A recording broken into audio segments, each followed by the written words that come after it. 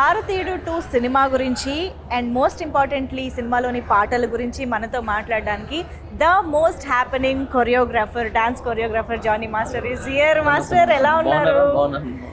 So భారతీయుడు 2 అంటే ఈ సినిమా పేరుని పలకడం కూడా చూసారా, భారతీయుడు 2 అని అనలేం, భారతీయుడు 2 అనాలన్నమాట. భారతీయులు కాబట్టి ఆ గర్వం ఉంటుంది, ఆ ప్రేమ ఉంటుంది. ఆ సినిమా అంటే ఆ ఇష్టం కూడా ఆ రేంజ్ లో ఉంటుంది. మాస్టర్, ఫస్ట్ ఆఫ్ ఆల్ భారతీయుడు సినిమా ఫస్ట్ రిలీజ్ అయినప్పుడు మీరు ఏం చేస్తూ ఉన్నారు? నేను ఊర్లో మెకానిక్ పని చేసుకుంటున్నా. మెకానిక్ పని చేసుకుంటున్నది అది. ఎంత చిన్నపిల్లలు నేను. సో చదువు లేదు, ఓకే చదివాం అంతంత మాత్రం చదివా, బట్ మెకానిక్ పనిలో ఉన్నాను. పక్కనే థియేటర్స్ అన్నీ.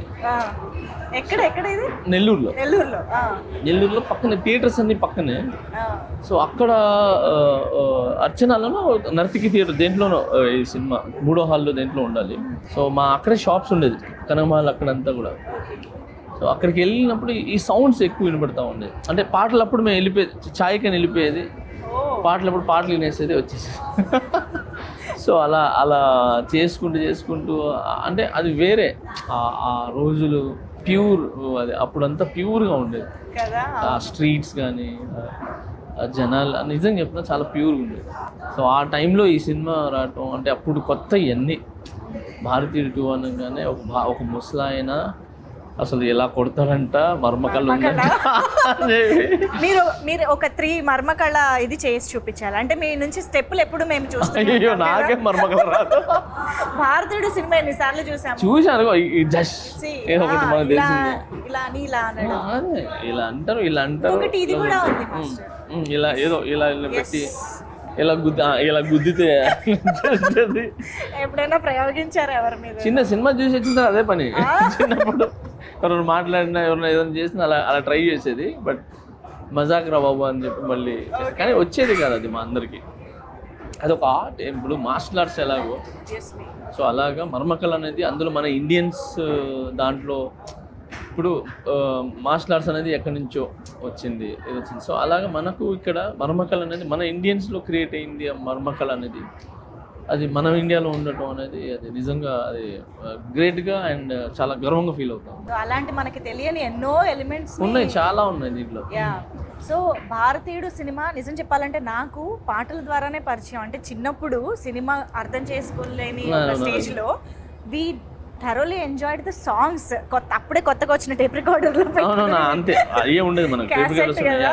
సో అవి బాగా గుర్తు అనమాట. సో అలా సాంగ్స్ పరంగా మీకున్న మెమరీస్ ఏంటి భారతీయుడు 2 మూవీ? భారతీయుడు 2లో నాకు డాన్స్ పాటలు ఇవన్నీ కూడా బాగా ఇష్టమే. కానీ దాంట్లో నాకు ఎప్పటికీ గుర్తుండిపోయేది, హార్ట్ టచింగ్గా బాగా ఇష్టంగా ఉండేది, డబ్బుల్ని పడవలుగా చేసి వదిలేసి, అంటే ప్రేమ ముఖ్యము, అంటే ఎదుటోళ్ళ కళ్ళల్లో సంతోషం అది ముఖ్యం, డబ్బులు కాదురా అని చెప్పి అప్పట్లో 500 తను చేసి వదలటం అనేది ఆ యొక్క మాంటేజ్ అనేది అసలు చాలా చాలా ఇష్టం నాకు. అందుకే పచ్చని చిలుకలకు తోడు ఉంటే అనేది నాకు చాలా ఇష్టం. మిగతా డ్యాన్స్ సాంగ్ ఉన్నాయి, బట్ ఆ సాంగ్ అనేది బాగా ఇది తగిలేస్తుంది ఇక్కడ. సో సూపర్ సాంగ్ అది నాకు ఆ సినిమాలో మెయిన్ పాట, అంటే మనసులో ఉండిపోయే పాట అంతే. పచ్చని ఇవన్నీ డాన్స్ మనం ఈ అదిరేటి డ్రెస్ వేస్తే ఇవన్నీ కూడా మనం ఎంజాయ్ చేస్తాం, అన్నీ చేస్తాం, కానీ గుర్తుండిపోయేది అంటే పచ్చని చిలుకలు తోడు ఉంటాయి.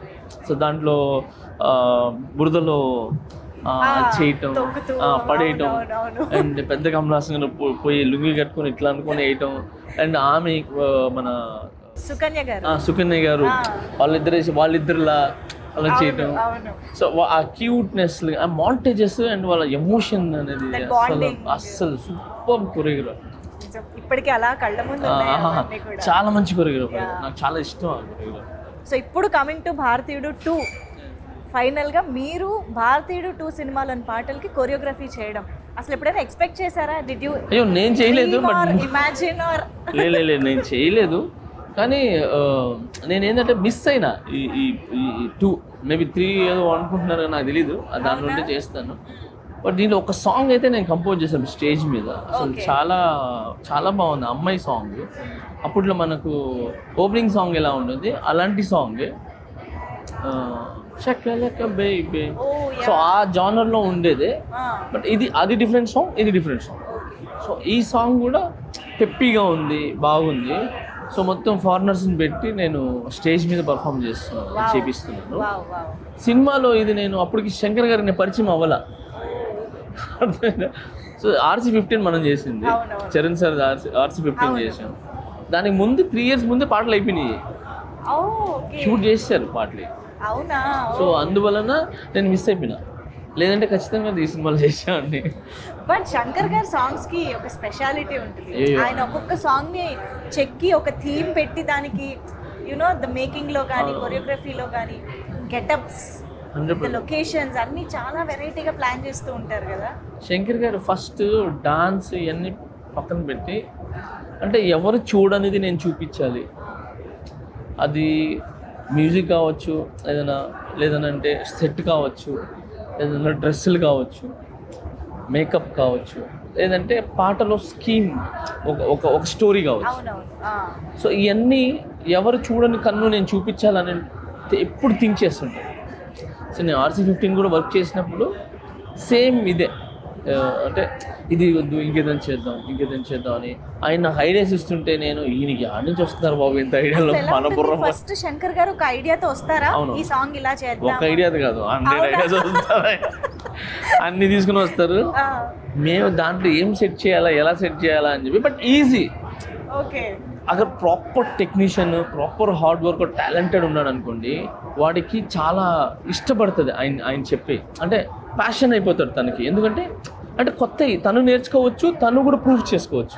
సో శంకర్ గారితో వర్క్ చేసే అవకాశం దక్కింది, కమల్ హాసన్ గారితో చేసే అవకాశం మిస్ అయింది. But no problem.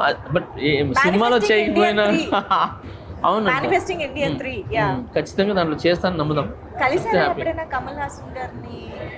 బయట చాలా ప్లేసెస్లో కలిసాను, బట్ ఎక్కువ మనకు అంటే ఎప్పుడు ఒక సాంగ్ కానీ వెళ్తే మనం ఫలానా అని చెప్పి చేస్తాను. నేను రజనీ సార్ని కూడా చాలాసార్లు కలిశాను. బట్ జైలర్ సినిమాలో మనం దగ్గరగా చూసి పిలిచి డాన్స్ చేయించి అన్నీ చేయించాం. సో ఎప్పుడైనా ఏంటంటే కమల్ హాసన్ గారిని బయట కలిసాం కానీ వర్క్ చేయలేదు. మీకు ఒకవేళ అవకాశం దొరికితే ఇలాంటి జానర్లో సాంగ్ వస్తే బాగుంటుంది అని ఏదైనా ఒక డ్రీమ్ అలా అనుకోవడం ఏదైనా ఉందా? నాకు కమల్ హాసన్ గారితో చేస్తే దశావతారాలు ఒక సాంగ్ చేశారు, కాంతారా లాంటి కైండ్ ఆఫ్. ఆయన చేసింది దశావతారాలు అలాంటిదే ఒకటి ఉంటుంది. సో అది ప్రాపర్గా ఇంకా ఎగ్జిక్యూట్ చేసి, అంటే ప్రాపర్గా చేయాలి అనేది దాంట్లో భలే ఉంటుంది. అది మీరు చూస్తే దాంట్లో ఉంటుంది అన్ని అవతారాలు. సో ఆ విధంగా ఏదైనా ఇంట్రెస్టింగ్గా అదొకటి. తర్వాత మాటలు కొరియోగ్రాఫీ చేయడం ఇష్టం. కన్ను పిల్లవన్నీ కన్నులున్నవన్నీ ఎన్ని వగలు పోతున్నావే చిన్నారే, అంటే ఆపోజిట్ తన్న అంటే అలాంటి టాస్క్ అదొకటి. తర్వాత ప్రియతమా నీ వచ్చట కుశలమా నీ నిచ్చట కుశలమే, సో అలాంటి కొరియోగ్రఫీ చేయడం ఇష్టం. అయ్యో అది నెక్స్ట్ లెవెల్ సాంగ్స్. సో భారతీయుడు 2 సినిమా నుంచి ఒక ఆడియన్స్గా మాలాగా ఏం ఎక్స్పెక్ట్ చేస్తున్నారు, ఎలా ఉండబోతుంది అనుకుంటున్నారు?